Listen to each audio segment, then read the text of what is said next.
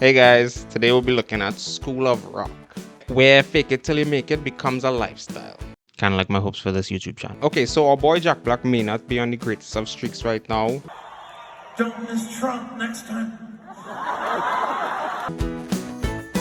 I am inevitable. And I am Steve.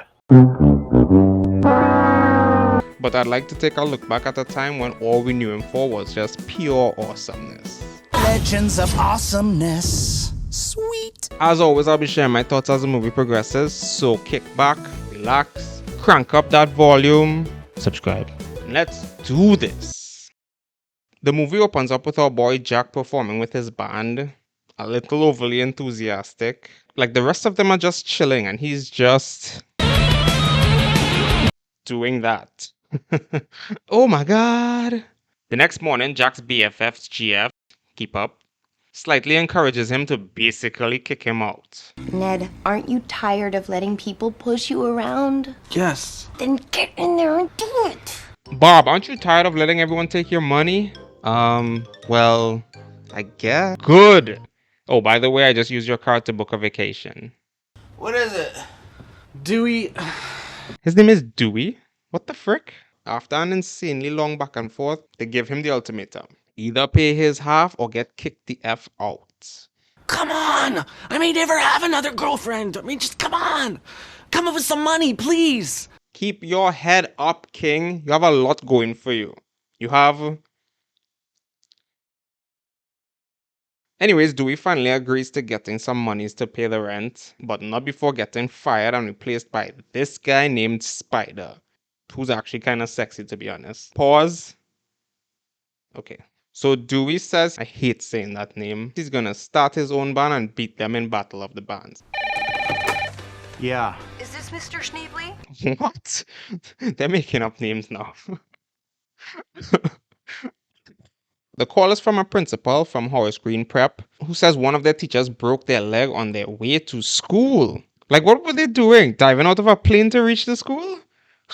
Jack continues asking questions about the job and the light bulb starts going off in his head. By the way, his roommate is Mr. Schneebly and he's a substitute teacher apparently, so... Anyways, he starts the job immediately and he's doing... wonderfully. It means you're an alcoholic. You wouldn't come to work hungover unless you're an alcoholic. Dude, you got a disease. Wow, I forgot how much douchebags kids are. Frick. At least he puts him in his place though. Oh my, is that young Miranda Cosgrove? She's looking too much like Megan here rather than Carly. Does that make sense? Megan walks him through all the plans for the curriculum, but he just tears it up and gives them permanent recess. Hey! You're not hearing me, girl! I'm in charge now. Dear God, those are some crazy eyes. That evening, he's having some reality checks with his friend, and they basically tell him to give up being in a band. Maybe it's time to give up those dreams. I did, and things are going really great for me. Wow, those are some crazy eyes. The next day, the students start asking him if he's gonna teach them anything.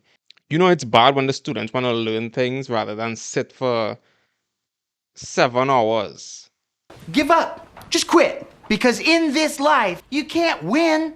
I mean, let's be honest. He's not wrong. He continues on his rant up until the principal shows up. He's lucky he was doing something when she walked in. Very, very lucky. She tells him it's time for their music class and he's pretty impressed when he's just looking through the glass. Like a weirdo. But a light bulb goes off in his head again.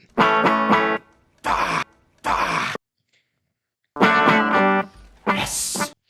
Yes. Ooh, I have the hair for it.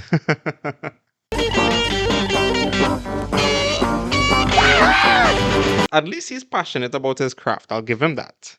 So he tells them it's time for their new project, and it's called, drumroll please,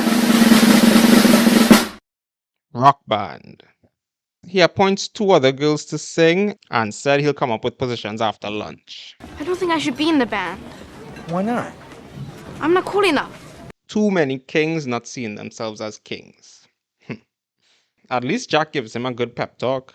Let's rock today. That's good.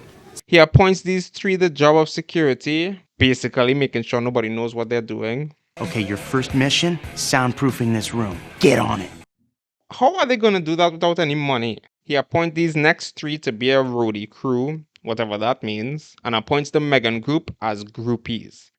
I think that's a little inappropriate, to be honest. Is that just me? Is it? Groupies? At least he lets them name the band. To the band. To the band. Of Mr. Schneebly. Well, they didn't just start a cult. What's up with that mouth? And it's being held for so long. Like, why? Okay, so what I want you to do is just look suspicious. Okay, like this? Yes, great. Now just hold it for 5 minutes. Anyways, Megan did some research and learned what groupies actually do. So she threatens to tell her mom. He thinks on his feet and appoints her to be band manager. So the class starts questioning what they're gonna play, and Jack happily says he wrote a song, which they then tell him to sing. Well, you think you'll be just fine without me, but you're mine! He gives them some assignments, which is just music to listen to. And this girl comes telling him she prefers to be a singer over a roadie. My papa said, come on home. Well, I'm sold. And so is Jack. The next morning, Jack sees Zach. That's not a tongue twister at all. Getting disciplined by his dad. He tells him he can't play any more music until he does his chores and homework first. But little does he know his homework is the music. So today's lesson for the kids is telling the man off. And as his example, he's the man. You're a fat loser and you have body odor. You felt that one. Alright kids, today your lesson is to tell the man off. And as an example, I'm the man, so tell me off. You're stupid. Yes, give me more. You're a middle-aged man who's attempting to start a YouTube career because you failed to have a real one and can't amount to anything in life. How's that?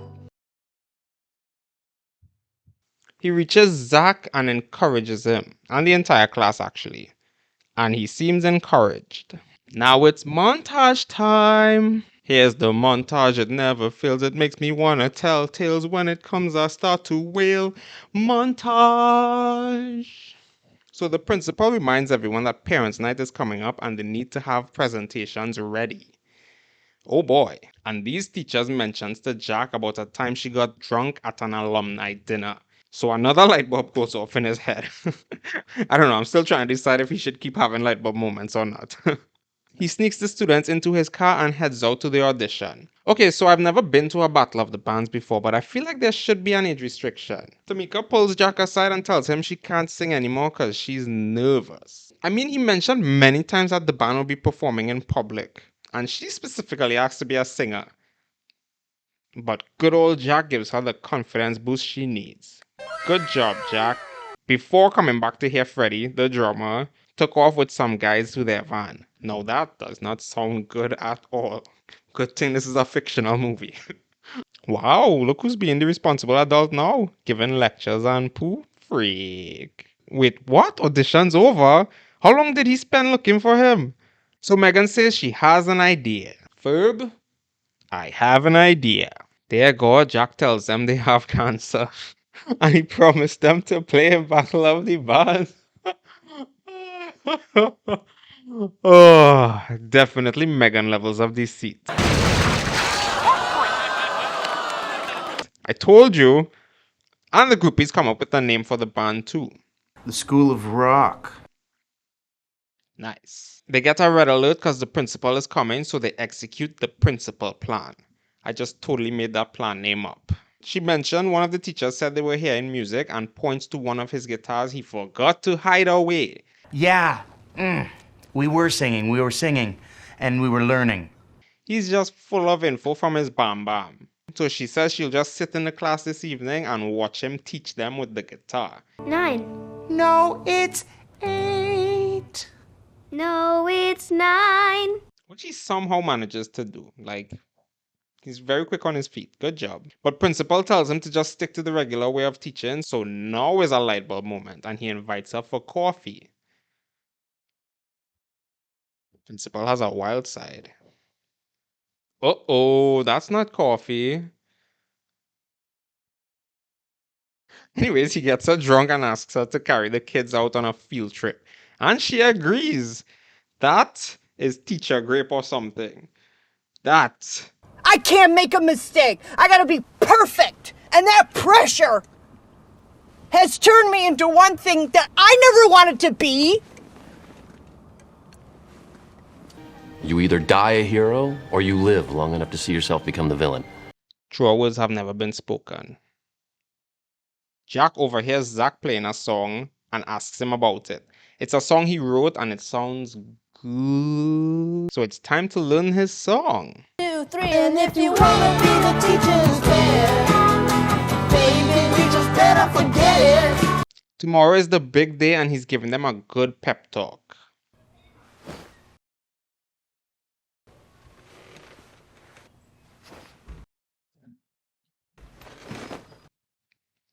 He reminds her about the field trip tomorrow and she's given resistance and reminds him tonight is parent night.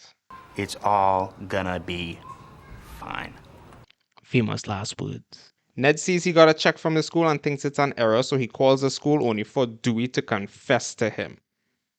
Don't say anything to her, please. She'll blow it. She'll blow everything. Don't say anything, please. Come on, she has a tight leash on him.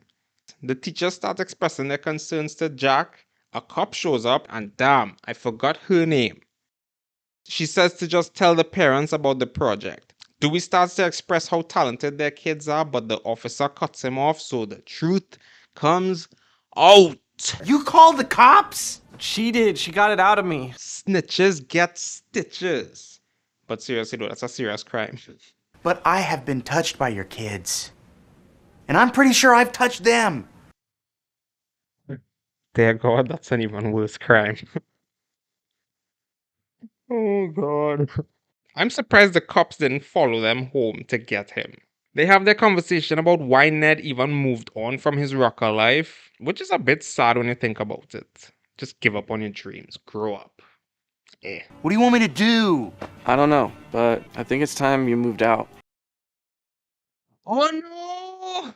Meanwhile, the kids debate if it was all a waste of time or not, but ultimately decide to still do the show. Did they just stay there all night? It's daytime now. Wait, how did they know where he lives? And I thought he got kicked out. They give him a nice pep talk and show him they got a bus and is ready to roll. And rock. Either way, he will be the only one to get in an ungodly amount of trouble over this, and maybe the bus driver. Ned surprisingly decides to go to the show. That is so typical Ned. When are you gonna stop being a pushover? When are you finally gonna start sticking up for yourself? Ooh. Ooh. They have a huddle and Jack says they should play Zach's song.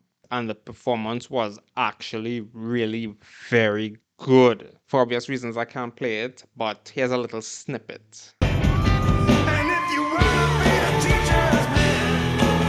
And the parent seems to be enjoying the song too. Freak. Oh, he got his crowd surfing too. Damn, alright. The principal congratulates them. Was it really you, Frank? So you're not mad? Mad! I'm furious! But she seems to have completely lost her mind. Everyone else is hella impressed that they put on a good show. And rightfully so, cause damn. I am the principal of a school. Yeah? Principal is a body. The winner of this year's Battle of the Bands competition.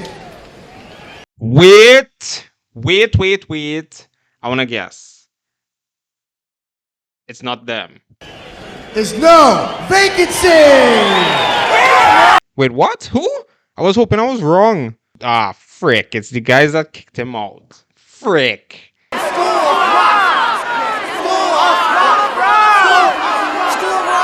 And clearly the crowd was hoping so too. God damn. Jack ends up having an after-school program called School of Rock, which means he's running the band now. Meanwhile, Ned gets to do what he loves, both teaching and playing music. And Jack is insanely lucky he did not go to jail. And that's the movie. Okay, that was good. Good. It's honestly crazy how this movie is 21 years old now. Holy hell, like that's crazy old, and I'm feeling crazy old too. I was like 10 when this came out, but it was still very enjoyable. Plus it was doing diversity before it was cool. Jack's methods weren't the greatest, all legal, and he started off just wanting the cash, but it's funny how kids tend to win you over and make you want to be a better person, for yourself and for them. Joseph single-handedly brought the kids together, fostered their creative side, and made them confident in themselves. And he didn't manage to go to jail. That's a massive W. Plus they sounded amazeballs and helped Ned get back to his original love. Rock and roll.